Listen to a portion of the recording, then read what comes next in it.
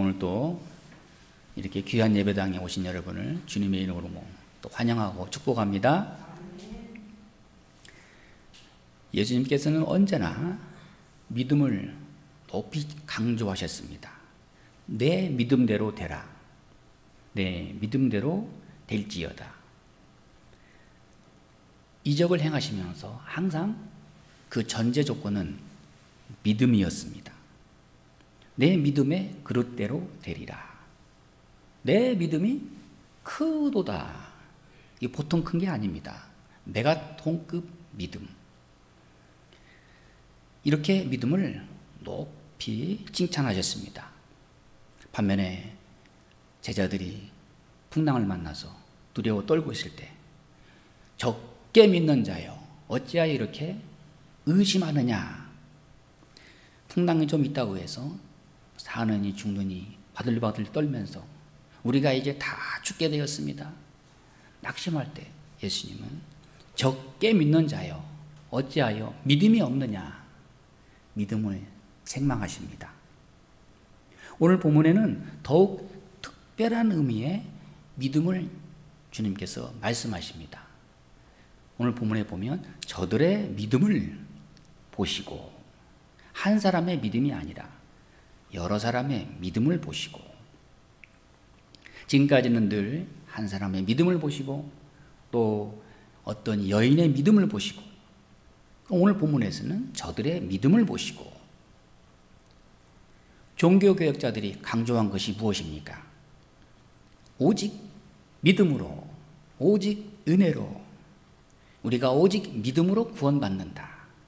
우리의 좋은 일, 우리의 선행, 우리의 의로움으로는 구원받는 것이 아니라 오직 은혜로 구원받는다. 그럼 은혜가 무엇입니까? 그 은혜를 받아들이는 그 마음이 믿음입니다. 그 믿음이라는 큰 그릇을 통해서 하나님의 역사를 구원하시는 것을 우리가 눈으로 보고 우리가 체험하게 되는 것입니다. 하나님은 우리의 그 마음속에 하나님의 은혜 가운데 믿음을 주십니다. 오늘 본문에는 마태, 마가, 누가 이 세 복음서에 다 기록된 예수님의 이적의 말씀입니다. 마가복음 2장을 보게 되면 가버나움에서 이 일이 행해졌다 이렇게 나옵니다. 가버나움은 예수님이 활동하신 제2의 고향과 같은 무대였습니다. 예수님께서 가버나움에서 많은 이적을 행하셨습니다. 그런데 어떻게 이렇게 오늘 본문에 보는 대로 가버나움에 중풍병자가 누워 있었다 하는 것입니다. 예수님께서 이미 많은 병자를 고쳐주심으로 인해서 그 소문이 온 지방에 두루 퍼졌습니다. 이제 이 중풍병자, 예수님께서 병을 고치신다. 예수님께 나오기만 하면, 예수님을 만나면 틀림없이 내 병은 나을 것이다. 이러한 소문을 듣게 됩니다. 사랑하는 여러분, 소문을 듣는다는 거 얼마나 중요합니까? 나쁜 소문 말고 좋은 소문, 좋은 소식을 듣는다는 것 참 복된 사람이죠. 우리는 오늘날 정보 홍수 시대에 살고 있습니다. 우리가 이렇게 예배드리는 이 시간에도 제가 유튜브를 통해서 실시간으로 또 예배 방송을 내보내고, 이렇게 우리가 지금 미국에서는 대통령 선거 이후에 당선이 확정됐나 어쨌나 우리하고 시간이 반대니까요. 이렇게 해서 실시간으로 소식을 접할 수가 있듯이 소문이 시시각각으로 빠른 속도로 퍼져나갑니다. 근데 문제는 그 소문 속에 진실이 무엇인가? 과연 거기에 참 의미가 무엇인가? 이것을 우리가 구별할 줄 알아야 됩니다. 나쁜 소문에 그만 마음이 어두워져서 하나님의 은혜를 바라보지 못한다면 이런 손해는 이루 말할 수가 없습니다. 자, 소문을 통해서 우리는 하나님의 음성을 들을 수 있어야 됩니다. 소문 속에 있는 하나님의 부름과 영적 지각이 필요한 시대에 우리가 살고 있습니다. 오늘 이 중풍병자, 어떻게 해서 예수님에 대한 소문을 들었습니다. 자, 이제 문제는 예수님께 가야 되는데 중풍병자는 활동을 할 수가 없는 환자입니다. 누워 지내는 환자입니다. 꼼짝을 못합니다. 마음은 예수님께 가고 싶은 마음 간절한데 몸이 따르질 않습니다. 자, 어떻게 해야 되겠습니까? 예수님을 내가 있는 곳으로 초청해야 되나?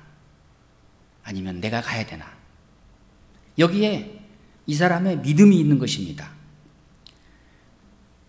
오늘 본문에 쭉 보면은 내가 예수님께로 가야지. 예수님께서 이리 오시라고 그러면 안 되지. 예수님께로 가는 믿음, 그만큼의 믿음을 보시고 예수님께서는 크게 보신 것입니다. 회당장 야이로, 우리가 잘 아는 말씀이 나오잖아요. 그는 예수님을 찾아가서 예수님, 내 딸이 지금 열병으로 죽어갑니다. 당장 빨리 가셔서 내 딸의 병을 치료해 주십시오.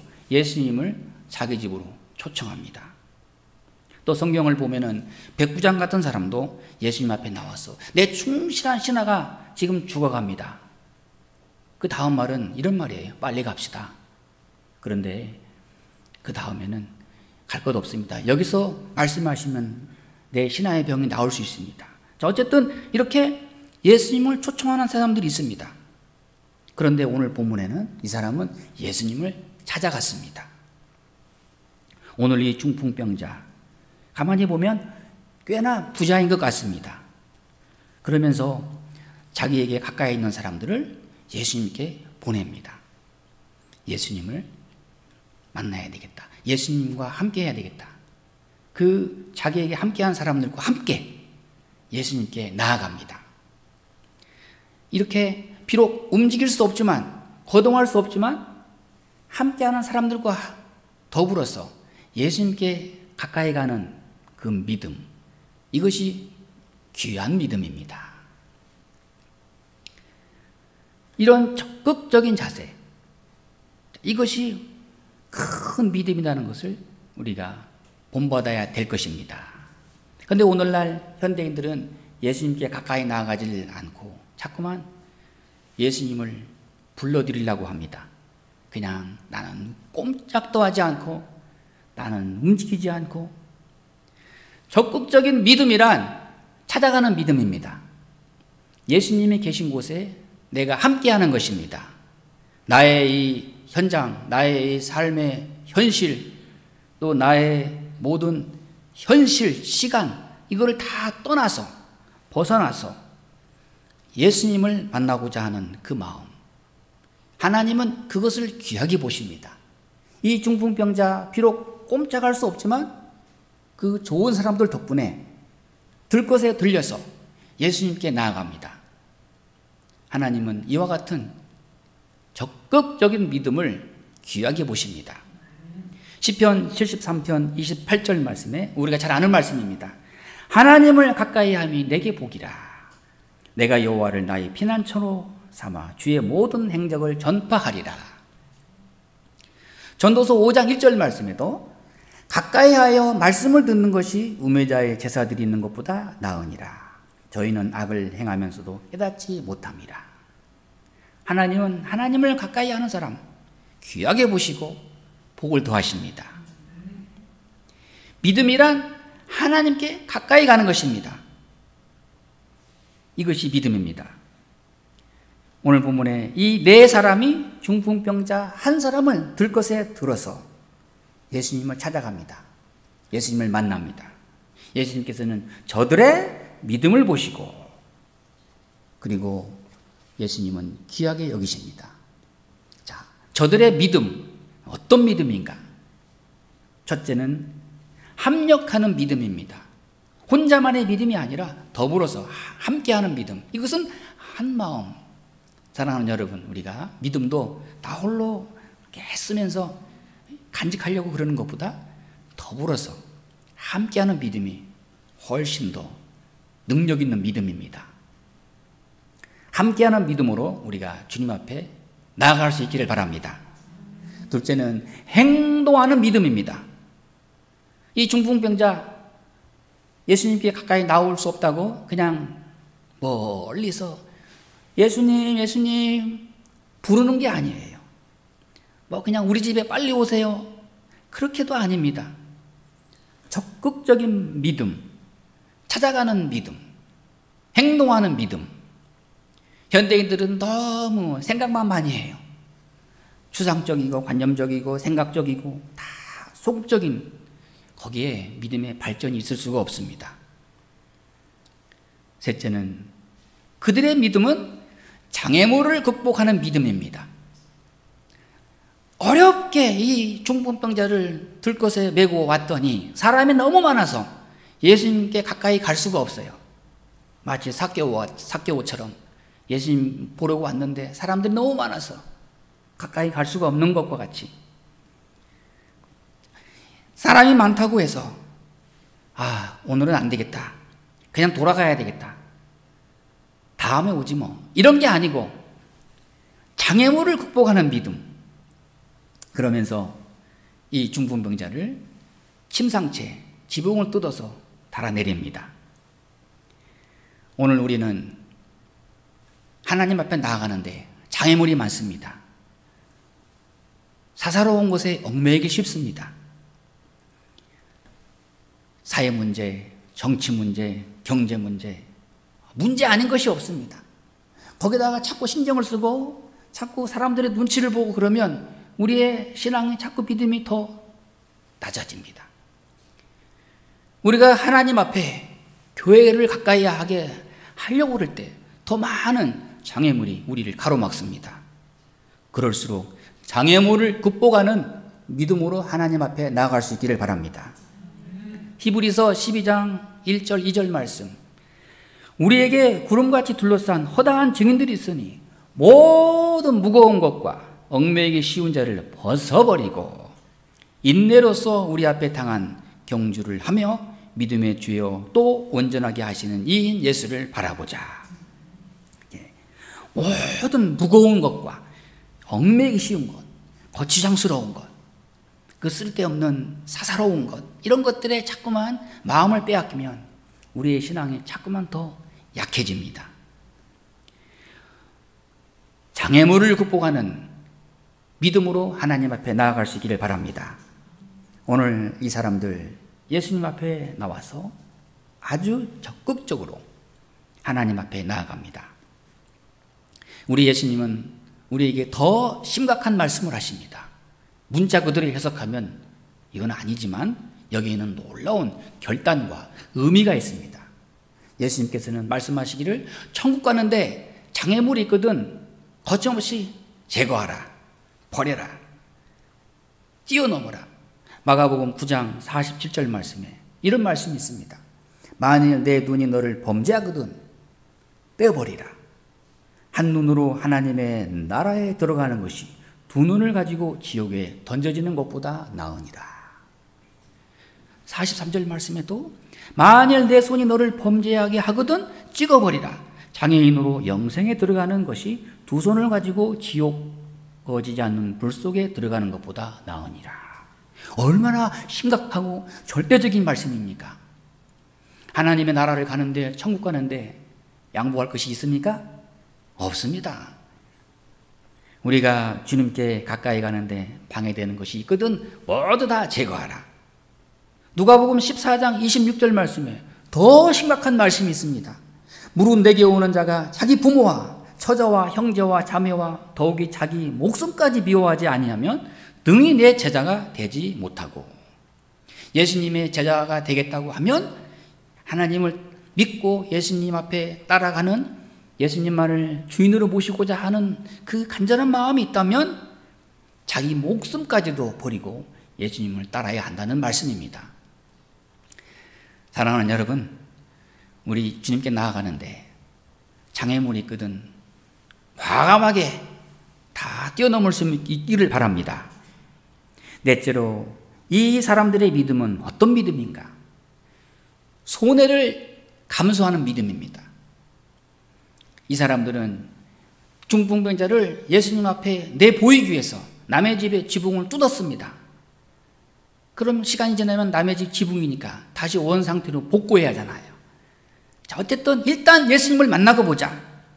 이 정도 신뢰를 무릅쓰고 손실과 손해를 감수하고라도 예수님을 만나야 되겠다. 어떤 비용을 지불하더라도 예수님만 만날 수 있다면 더 이상 문제될 것은 없다.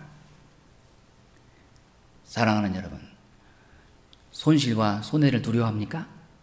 예수님 때문에 손실과 손해를 본다면 하나님이 다 복구해 주실 것입니다. 갚아 주실 것입니다. 예수님께 가까이 갈 수만 있다면 물질적인 손해, 어떤 사회적인 손해, 어떤 비난도 기꺼이 감사함으로 감수할 수 있기를 바랍니다. 마태복음 13장 44절 말씀에 또 얼마나 귀한 말씀이 있습니까? 천국은 마치 밭에 감추인 보와 같으니 사람의 일을 발견한 후 숨겨두고 기뻐하여 돌아가서 자기의 소유를 다 팔아 그 밭을 샀느니라. 남의 밭에서 밭을 갈다가 보화를 발견했습니다. 그걸 덮어두고 그리고는 집에 돌아가서 내가 그 밭을 사야 되겠다. 물질이 부족해요. 있는 거 다 팔아서 어떤 손해를 보더라도 내가 이 밭을 소유할 수만 있다면 그 속에 있는 보물은 내 거다. 그런 믿음, 그런 적극적인, 거기에 하나님이 우리의 믿음을 크게 보십니다. 하나 더 있습니다. 이 사람들의 믿음은 어떤 믿음인가? 기회를 포착하는 믿음이었습니다. 지금 절호의 기회다. 지금 아니면 예수님을 만날 기회가 없다. 바로 지금이 중요하다. 저는 그 톨스토이의 그 세 가지 질문이라는 짧은 책 속에 나오는 그 이야기를 기억합니다. 여러분도 아십니다. 그 책 속에서 세상에서 가장 중요한 시간은 언제인가? 세상에서 가장 중요한 사람은 누구인가? 세상에서 가장 중요한 일은 무엇인가? 가장 중요한 시간은 지금이고, 가장 중요한 사람은 지금 만나는 사람이고, 가장 중요한 일은 지금 하고 있는 일. 이 5사람 뒤로 미루지 않았습니다. 오늘 찾아온 모처럼 좋은 기회 놓치지 않았습니다. 예수님은 이것을 귀하게 보셨습니다. 여러분, 기회는 날마다 찾아오는 것이 아니에요. 항상 마지막 기회라고 생각하고 예수님 앞에 간절한 마음으로 예수님을 만날 수 있기를 바랍니다. 우리는 믿음이라는 것은 바로 오늘이 중요합니다. 지금이 중요합니다. 지금 당장 예수님 앞에 믿음으로 행하지 않으면 우리 앞에 영영 기회는 날아가고 마는 것입니다. 이제 예수님께서 더 결정적인 말씀, 어쩌면 핵심이 되는 말씀, 예수님께서는 이 중풍병자를 보시고 그들의 믿음을 보시고 일어나라 건강하라 내 병이 나았느니라 이렇게 말씀하지 않으시고 이 사람아 내 죄 사함을 받았느니라 죄를 거론하십니다. 아니 병 고치러 왔는데 지금 아픈데 지금 오랫동안 이렇게 누워 살았는데 왜 남의 죄는 자꾸 들추고 그럽니까? 괴롭게. 그렇지 않아도 과거가 너무 기억 속에 사라지지 않는데 그런데 예수님은 이 사람을 아셨습니다. 이 사람이 이렇게 병자가 된 것은 이 사람의 죄 때문이다. 물론 모든 병이 다 죄 때문만은 아니지만은 예수님은 그것을 중심을 보신 것입니다. 이 사람이 이렇게 병자가 된 것은 이 사람의 죄 때문이다. 그리고 예수님 말씀하십니다. 내 죄 사함을 받았느니라. 사랑하는 여러분, 우리가 예수님 앞에 나아갈 때 우리가 예수님 앞에 받을 수 있는 것, 그것이 첫째가 무엇인가? 그건 병고침도 아니요, 또 물질적인 복도 아니요, 내 기도의 응답도 다 차선입니다. 가장 중요한 첫째, 그 중에 첫째는 예수님께로부터 죄사함을 받는 것입니다.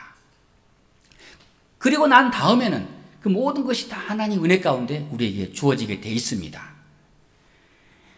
예수님께서 오늘 이 병자를 보시고 내 죄사함을 받았느니라. 그랬더니 여기에 이 바리새인들, 서기관들, 종교 지도자들, 율법주의자들이 참나마도다. 어떻게 감히 죄를 사할 수가 있느냐.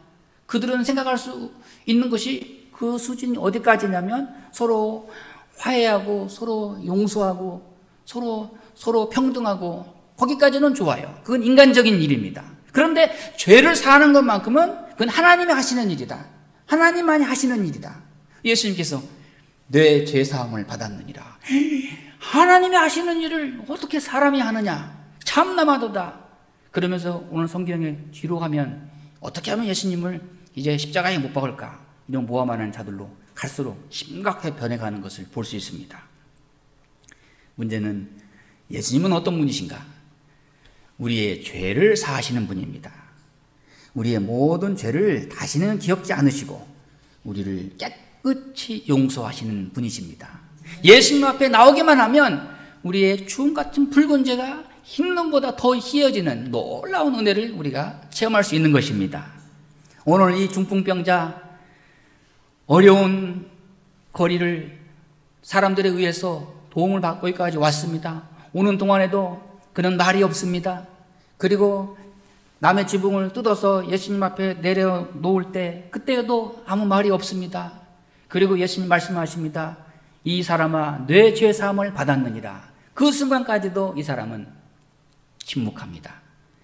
침묵과 그런 말이 없는 바로 그 순간 그 마음속에는 그렇습니다. 예수님 말씀이 맞습니다. 저는 죄가 많습니다. 저는 죄 때문에 이 병이 생겼습니다. 그걸 인정하는 그것이 바로 믿음입니다. 침묵 가운데 예수님은 나의 죄를 사하시는 분입니다. 이런 신앙 고백이 있는 것입니다. 침묵 가운데 숨겨진 간절한 소원과 신앙 고백을 예수님이 받으셨습니다. 그리고 더 나아가서 예수님은 이 사람을 일어나 걸어가라. 내 들것을 가지고 집으로 돌아가라. 이 사람은 예수님 앞에서 죄사함을 얻고 또 병을 낫고 또 일어나서 그 다음에 사람들 앞에서 하나님의 영광을 드러내고 하나님 앞에 나아가는 새로운 사람으로 변화되는 이 사람의 믿음, 이 믿음이 오늘 우리의 믿음이 되어야 할 것입니다. 이 사람의 믿음, 어떤 믿음입니까? 예수님께 가까이 가는 믿음입니다. 좋은 사람들과 함께하는 믿음입니다. 동시에 내가 죄인됨을 깨끗이 고백하는 믿음입니다. 그리고 주님께서 내 죄를 사하여 주실 것을 믿는 믿음, 이 신앙 고백을 우리 주님께서 귀하게 보시고 복을 더하십니다. 내 죄사함을 받았느니라. 일어나 상을 들고 내 집으로 돌아가라. 내 믿음대로 되리라. 엄청난 축복이요 큰 믿음입니다. 기도하겠습니다.